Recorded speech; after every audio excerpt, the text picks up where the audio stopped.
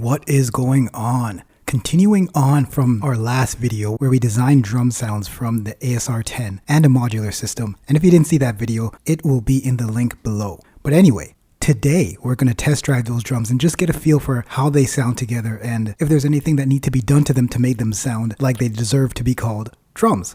So we'll throw them into the Elektron Octatrack, get a few things going and see how it works. But first, I'd like to let you know that episode 5 of the Samplers podcast is live at thejgmsound.com, link in the description box below, covering the topic of where creativity comes from. And does gear really help you be creative, or is it all on us? And of course, you can always support by liking and subscribing to our sampler channel. And with that, let's get to it.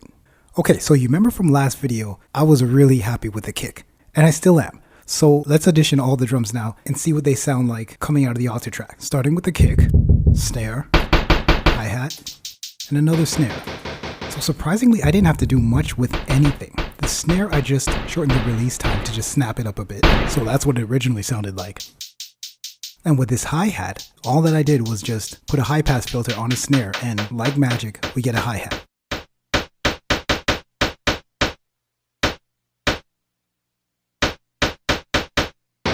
And this additional snare didn't have to touch it at all. Alright, so now that we got all that, I've added some other atmospheric recordings that I've made so that it wouldn't be just drums. So this is just all outdoor phone recordings.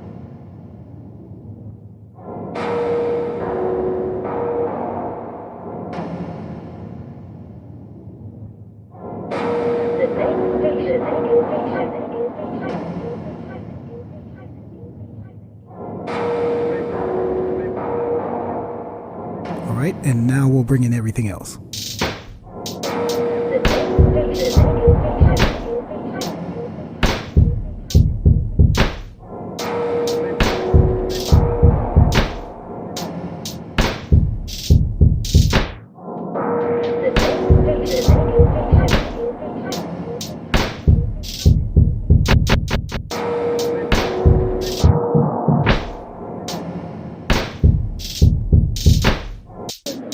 So these drums really work together. There's no reason for them not to, they all came from the same source, but it's always interesting to hear when you make drums, they almost don't hold any resemblance to the source that they came from. Like if I told you that all of these drums were made from a car driving by, it just doesn't seem like there's any connection, and that's the really wicked thing about making these type of sounds. It's just easy to do, and overall, 9 times out of 10, they're going to work well together.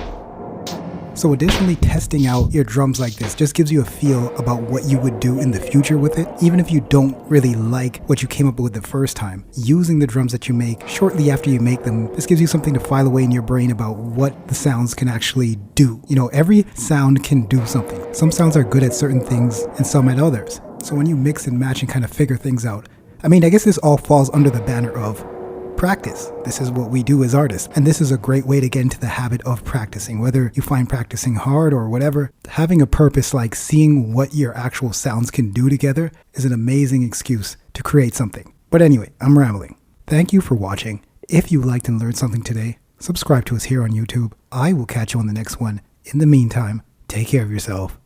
Peace.